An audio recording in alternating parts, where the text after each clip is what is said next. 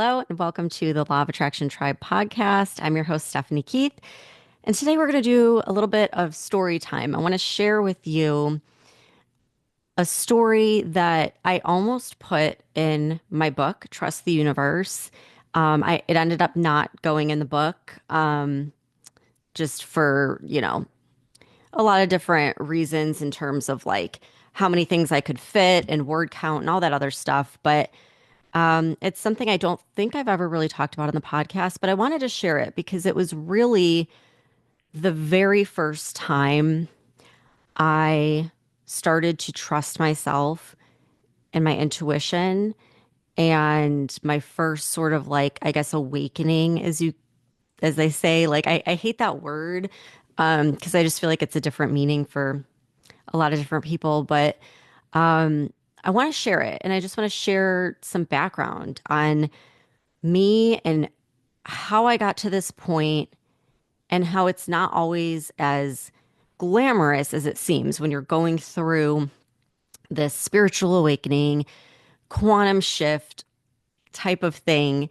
It never happens as you would expect it to. And that's kind of the whole point. That's the point of life, right? Like we don't know what's coming. And something that I tell people to do inside of Quantum Catalyst is to think back to a time where something amazing happened in your life, a big quantum shift, and to think back to the beginning. And did you have any idea how that would all unfold? Because I guarantee you didn't. I guarantee no matter how much you thought you had things planned, there were elements that you never could have predicted. So you could think about, meeting your spouse or getting a certain job, meeting someone that would lead to a big change in your life. And you probably had no idea any of it was coming. And it led to some of the most miraculous things that have happened in your life. And I do that exercise to show people that at the end of the day, you can't worry about how things are going to unfold. Like, let the universe figure out the how. Let the universe do the heavy lifting, and you just relax and enjoy the ride. There's actually an analogy that I was thinking about the other day where it was like, okay, imagine if manifesting was like ordering from Uber Eats. All right. I do that all the time. I've got three kids. Sometimes I forget to like meal prep and we order a lot off of Uber Eats. And what do? We go on, we decide where we want it from, we order the food, and then that's it. I'll get a notification when it's like 2 minutes away and they leave it at the door. And that's that. I don't call the restaurant and say, hey, just checking in. Did Uber Eats send you my order? Did the driver come and pick it up? I don't look on like the GPS tracker and think, oh, is he going the right way? Maybe I should call and give directions. I don't really think about any of it. If they're late, and sometimes they are. We live in a very high traffic area, and sometimes they'll say it'll be here in 20 minutes, and 25 minutes later, it's still not here. And I don't throw my hands up in the air and say, you know what? That's it. I'm done. I'm canceling the order. It's not meant to be. No, you just relax and you wait and it gets here when it gets here. And I think when it comes to manifesting, we turn it into a thing that has to be so much more difficult. We can't relax. What if we miss something? Like, we've got to have control. We got to know every step. We've got to see how it all is going to play out. When at the end of the day, like, that's BS. Place your order, let the universe deliver it to you. And you just hold the frequency of knowing it's here, it's done. You've already ordered it, you already paid for it, it's already yours. You're just waiting for it to show up at your house. And if we started treating manifesting that way, it would really help to shift things very rapidly in our life because we're the ones that are getting in the way of ourselves and our dreams. And so that's why I tell people if you look back, you'll see that even if you thought you had everything planned out, there were so many things that you could not have predicted that had to fall into place to have that thing happen. So I'm going to share like way back when my first story, like while I was in college. Okay. So I'm in college, and like most people, you think you're going to graduate on time, and then there's like a class you didn't take or an extra credit you need or whatever. It's all, they always prolong it, right? So I, instead of graduating in May or June or whatever, I had to go back in the fall for like two classes. So it was the first summer, that summer in between, that I had nothing planned because I was the kid that since I was in first grade knew I'm going to go to a good school. I'm going to get a good job. I was planning my retirement like as a kid. I shit you not. Like I had everything figured out.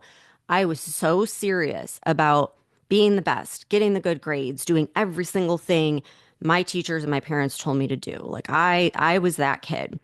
And so as soon as I got in high school, it was like every summer was filled with summer classes and work and, all the stuff that you have to do in order to get into a good school.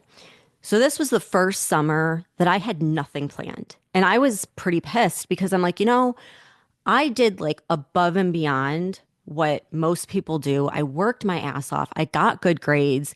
And here I still was not going to be able to graduate on time. And I had met this guy, and we just like, we hit it off. He lived 6 hours away. We talked a lot. And I will never forget, like, I was literally thinking about just not finishing school because I was so pissed I had to go back. Um, and I was sitting and I was talking with my best friend. We were sitting in a bar, and I was just looking around, and I'm like, I don't want to be here anymore. Like, I got to get out of here. I have to get out of here. And I pick up the phone and I call this guy that lives 6 hours away. And I was like, hey, what are you doing over the summer? And he said, just the normal stuff, like working, whatever. And I said, cool. Well, I'm going to come stay with you for the summer. Okay.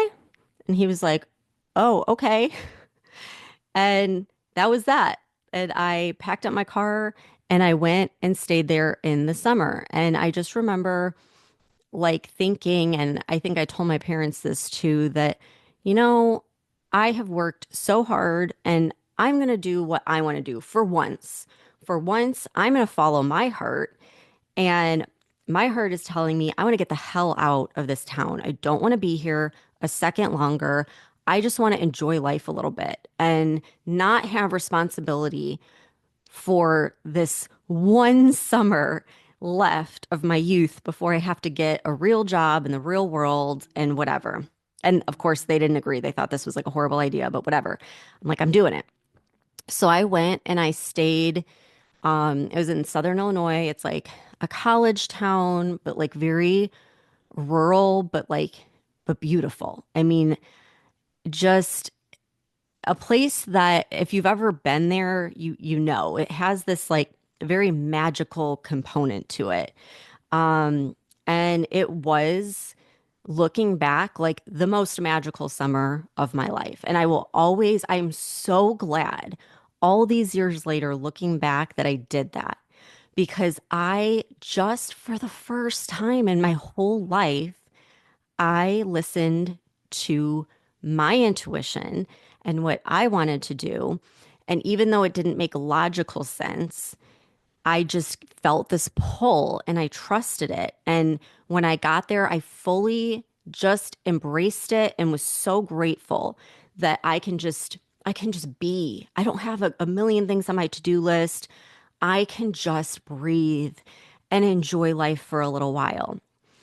And it's just such a cool place. They have this town that's like almost like it's been paused in time. It's like everyone that lives there is like a 60s hippie and like throw these parties and they play music, and they built this massive, huge, like adult type tree house that goes through the tree line, and like there it's like a maze, and it's just something that I've never seen to this day anywhere else. It's just this like crazy, like fun and just magical place. And they have these beautiful forests in these hills, and tucked away, you'll find like the most gorgeous winery that's like on this crazy, like windy road that seems like it leads to nowhere, but then it leads to this like amazing place. And it was just like the whole summer was that kind of a vibe. And I'm so glad I did it. And I just allowed myself to surrender and let go. And for the first time in my life, not give a shit what anyone else thought. For the first time, I always worried so much about what will my parents think? What would my teachers think? And for the first time, I'm just like, I don't care. Like, this is the last chance I have to enjoy myself before the real world, because I was very conditioned that when you get in the real world, it sucks. Get used to it. Life is hard. It's stressful. It sucks. So I was fully like preparing myself for that, right? So fast forward, that guy is now my husband, and we have 3 kids, and we live in Florida. And had I not done that, that very reckless move of like just, I'm packing my car, going 6 hours away, staying with this guy, my whole life would look different. I don't think that we would have, I don't think anything would have like transformed or like happened. I don't think it just never would have happened. Like that summer, it was a fork in the road in my life. And my life would have looked so different had I not do that. I know that. I know that down to my atom of like the atoms of my being, that had I done what I always did my whole life, which was the reasonable, logical, smart thing, I wouldn't have done that. I would have stayed. I would have worked the summer, and I would have stayed in that very stressful environment, and I'd probably still be there to this day. So, the moral of that story is we all have our different forks in the road, and it's never a situation where it's an like just easy necessarily. It's usually like this, where you have this inner knowing, like deep down what you want to do. You know what's on your heart. Your intuition is like constantly nudging you. But on the flip side, you might have everyone in your life saying, this is a bad idea. This is reckless. This isn't smart. This isn't logical. Like, let's just think about this. Be smart about this, right? And I'm so glad I wasn't. I'm so glad I trusted my intuition. And this was not a one-off situation. When I look back up until this point of my life, and I look at all of those times where people in my life were telling me, don't do something, but my intuition was telling me, you need to do this. Doesn't make sense. It's really scary because you don't know. You don't know the outcome. You don't know how it's going to all play out, but you just know you're being pulled towards something. Every time I've trusted my intuition, every single time, it has led me to something so much better than I ever could have imagined.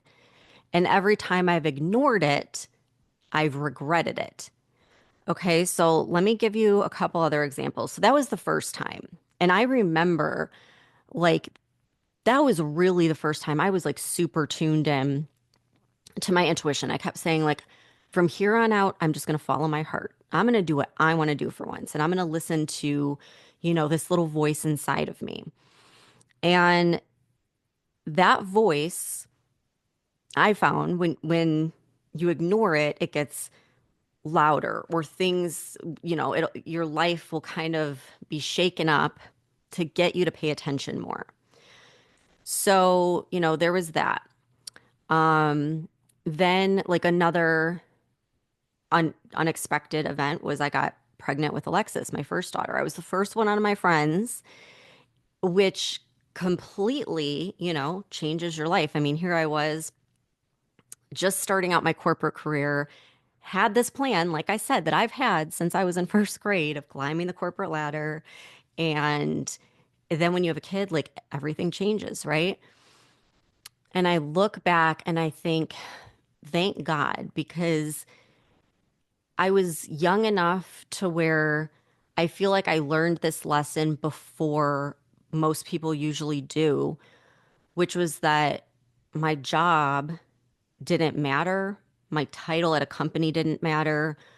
What really mattered was freedom. You know, my whole perception of life changed. I went from chasing money and clout and a job title to just wanting freedom, wanting to be able to be with my child and raise her and spend more time with her. And that's what was so important in life. And I realized that instantly. Like as soon as she was born, I realized that. And I think looking back, if that hadn't happened, again, like I probably would have climbed my way up the corporate ladder. And what I realized years later was looking at the people above me in the corporate world that did climb the corporate ladder and put their lives on hold to do that. They were all deeply, deeply unhappy and miserable. And I just remember thinking, like, I don't want that. I was told that's what you should want, but no, like, I do not want that. You couldn't pay me to be in that situation. And so, again, like an unexpected fork in the road that, led to more love and joy that I ever could have imagined before then.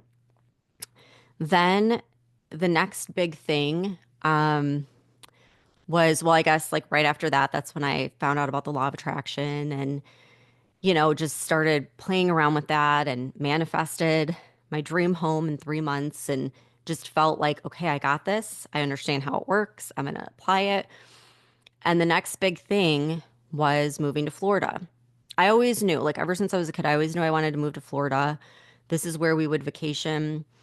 And every time I was here, I felt just like this was my place. I felt so peaceful, so content and happy. And in Illinois, it's not that I like hated it, but I would get seasonal depression. The energy felt very heavy, very stressful. And I just always knew I wanted to be in Florida. And it was one of those things where I didn't think it was going to happen. At the time, my husband didn't really want to move, and it just didn't seem possible. And I will never forget, I was talking, and I think I've told the story before, so bear with me, but I was talking with one of the doctors that I called on, and she was moving to California. And I was like, oh man, I'm so jealous. Like, I've always wanted to live near the ocean and where it's sunny all the time. Like, I've always wanted to go to Florida. And she got so serious and she was like, do it now, right now, while your daughter's young. And she explained that the reason she's moving to California now is because her husband has terminal cancer and they've given him 6 months to live. And they went to school in California and that was their dream. The plan from the beginning was that they would move back. And every time there was an excuse or a reason not to, then their kids were in school and then their parents got sick and there were just all these things that happened and they kept pushing it off and pushing it off and pushing it off. And she's like, now here we are. And he has 6 months to live and he's just now getting back to California. And she said, you don't want to live with this regret. Go now. And I went home that same day and told my husband that story. And he was like, okay, let's go. Just all of a sudden, it was like all the objections that he had before were like out the window. And I called my mom and was like, this is going to sound absolutely crazy, but we're going to move to Florida. Do you want to come with us? And she was like, yeah, sure, I'll go. It was just like everything that needed to work out worked out.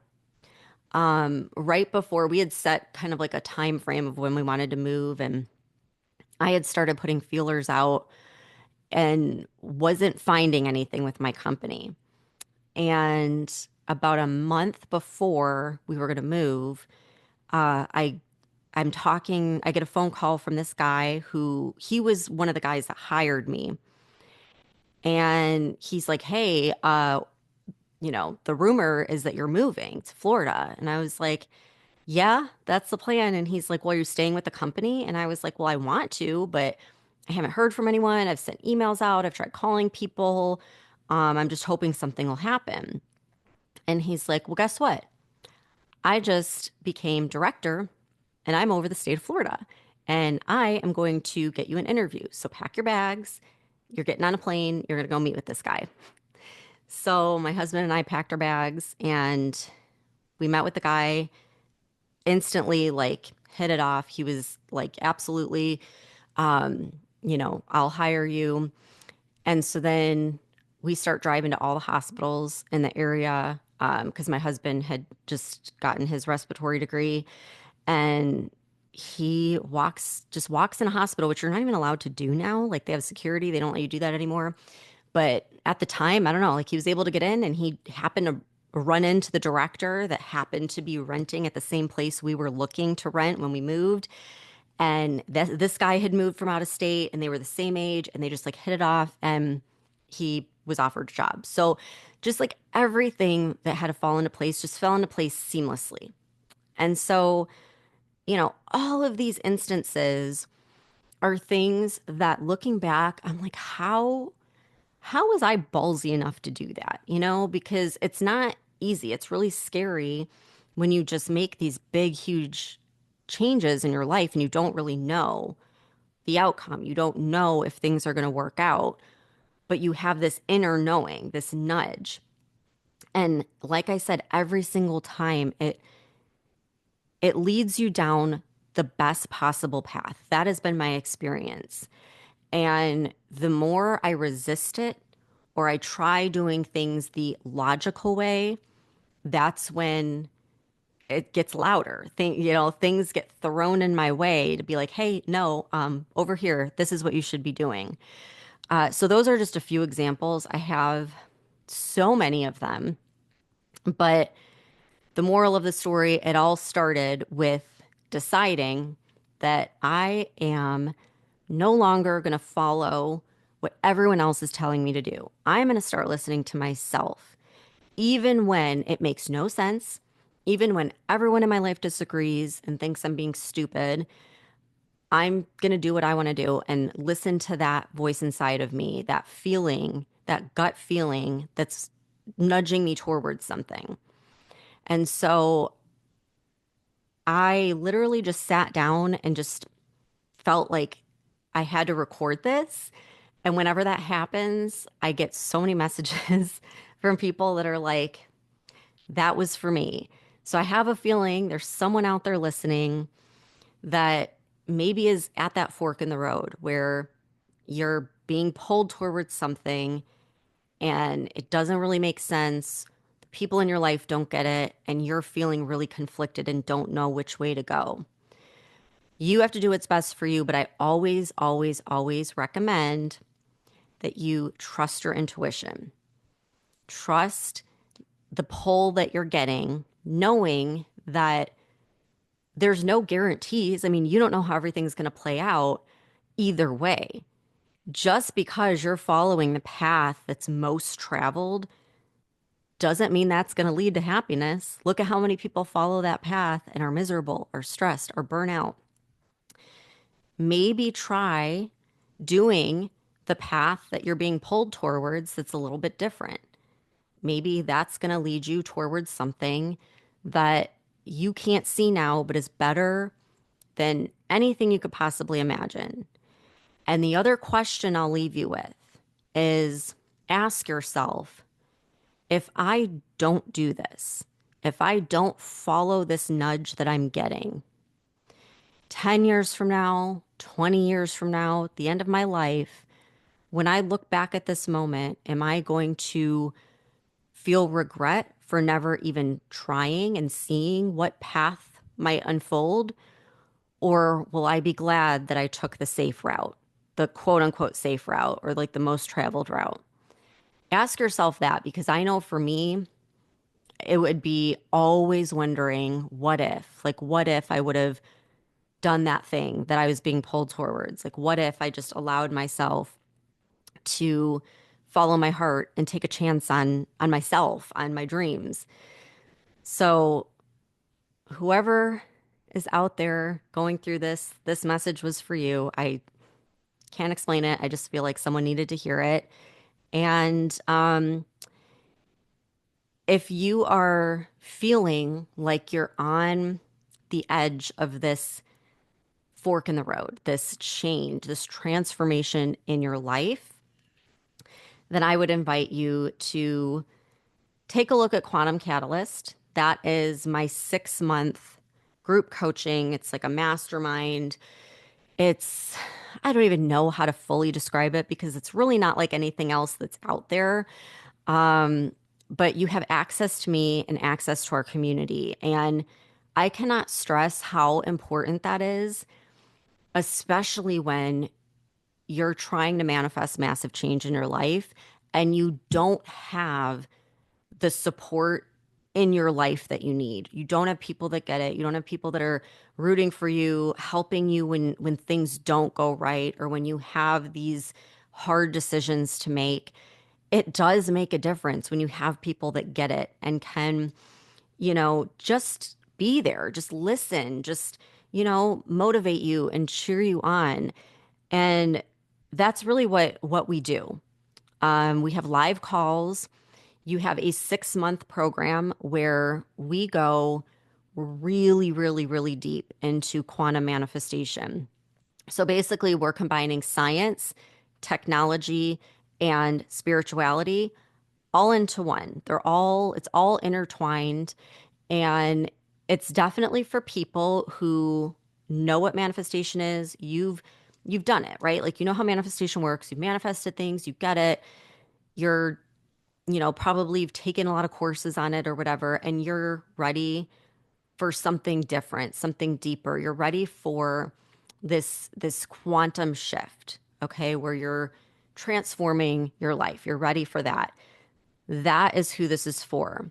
So starting next week, this podcast, we're going to do a series where it's basically going to be your introduction to quantum manifestation and what we do inside of Quantum Catalyst. So stay tuned for that.